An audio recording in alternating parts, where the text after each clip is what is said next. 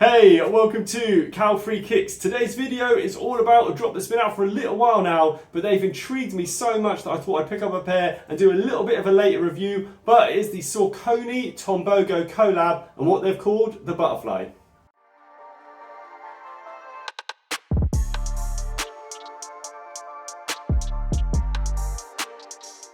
Welcome to the channel. As with every shoe review that I do, I always look into 5 different categories when I review a pair of sneakers. Then at the end of the video, I will give these Saucony Tombogo Butterflies an overall rating out of 5 stars. If you do like what you see as you're going along, do not forget to show a little bit of extra support by clicking that little thumbs up button below on your device. And you can also, whilst you're down there, subscribe to the channel. Don't forget, if you don't like the content, you can unsubscribe at any time. So let's kick this review off then by checking out these Tombogo Saucony Butterflies out on feet.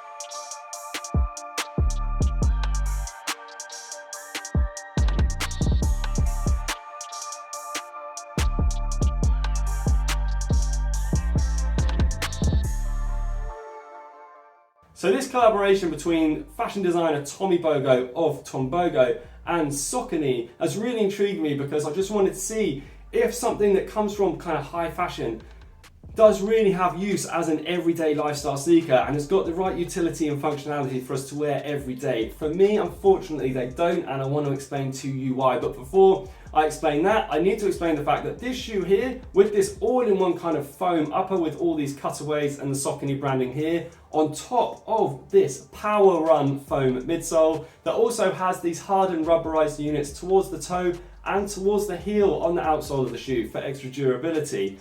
This shoe can actually be worn 3 different ways. Now, I don't really like the way that we've already seen it worn, which I've done in the video you've just seen, and throughout the video you'll see them on my feet worn in one way, which is kind of their intended way to be worn. But you can switch it up and wear this 2 more ways. Now, the first way is to remove this inner sock liner that we'll talk about in a minute and just wear this clog upper, so you could just have this clog upper here as another way to wear this shoe. The other part of the shoe is a separate shoe in itself. Now it's this very, very thin, very lightweight, mesh detailed and also fabric upper on this kind of inner sock liner that you get. You get extra grip with these on the outside of this. I'm not 100% sure what this fabric is on the bottom of the shoe. For me though, I just don't think that this shoe works as a whole. Now I'll put it back to its original form so you can see what it looks like in its intended use. Yes, it has got a lot of functionality because it can be worn 3 different ways. I just wouldn't know what to do with them in any of their different versions. I just don't think that this shoe works for me. Fit-wise, I don't think I could style it very well. Yes, on Insta they have put a post up where you can style it 10 different ways, but they've just shown you the bottom of the trousers. They haven't shown you the whole look, and they also haven't shown you how big this shoe is. It's a huge shoe. It's very wide, it's very long, and it's very chunky. And I just don't like that style at all. To be honest, looks-wise, I think it really is kind of flawed, and that's only because it's possibly too high fashion for my liking, and I don't think it works as an everyday lifestyle shoe looks wise. Now yes, the inner sock also has good functionality. I've seen some reviews saying people that it's good to walk on the beach, it's good for wet conditions, but I don't know, if I'm walking on the beach I'm not wearing any shoes at all, I'm just letting my feet hit the sand. So again, I just don't see the functionality in it looks wise. Next I want to move on to their comfort, where I want to put this Power Run foam midsole to the test on my back doorstep.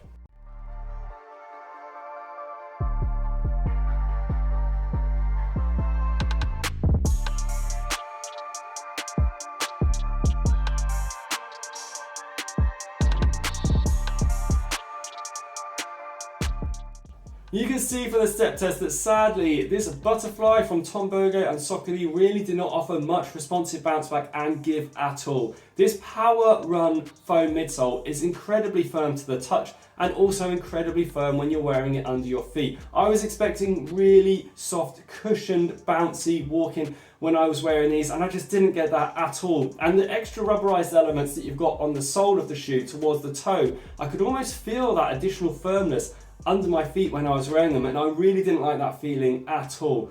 unfortunately, on top of your foot, that feeling also continues. Now, what you've got with these is you've got this separate inner sock liner. It's not fixed in. You can see there, it moves around quite freely. Now, when you're walking in these, it catches with your foot and there's additional slip movement towards your heel. I did not like that at all, so I took the sock liner out and just wore it as the clog. But as your foot bends, you can see here, the natural position for the foam is to arc in, and it arcs in and hits the top of your foot and then rubs on the top of your foot. So I wasn't getting comfort underfoot or on top of my feet either. And size-wise, I did not like the sizing for these shoes either. They're incredibly wide, so that's good for me because I've got slightly wider than average feet.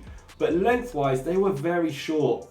At least I need to go half a size, maybe a full size up to make sure that my toes don't hit the end of the shoe. Now I want to move on to their weight, where I'm going to pop them on the scales.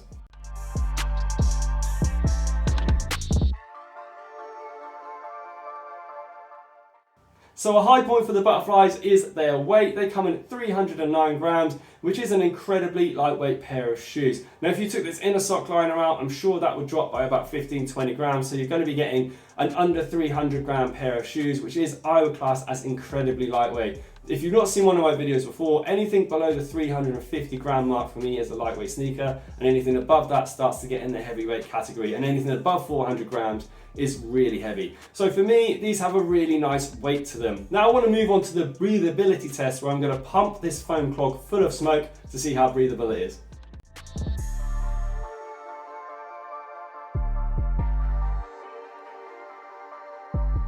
So predicting the outcome of this breathability test was not difficult at all. Possibly one of the most breathable shoes I have ever reviewed, if not the most breathable. Because you can see here, the perforations for the inner sock liner are quite large and quite wide. It is very well perforated, that fabric. And then you've got this upper that is just full of holes. This foam is riddled with holes, and even towards the back of the heel here. So any slight breeze for this shoe should run right from the toe all the way through your foot and out through the heel. So you are getting an incredibly breathable pair of sneakers if you do buy these. So if you are in a country that has humid weather, these are going to be very good for you. But if you are in a country that's got a lot of wet and cold weather, I would definitely not get these. Now moving on to their price. Now these come in at £110, and really, I haven't got any quibbles with the price, to be honest, because in a world where prices are just rising and rising and rising, to find a pair of shoes that comes in under £120, £130, that has a designer link to it and is a little bit high fashion is quite rare. So I do think Saucony have been quite fair with the price.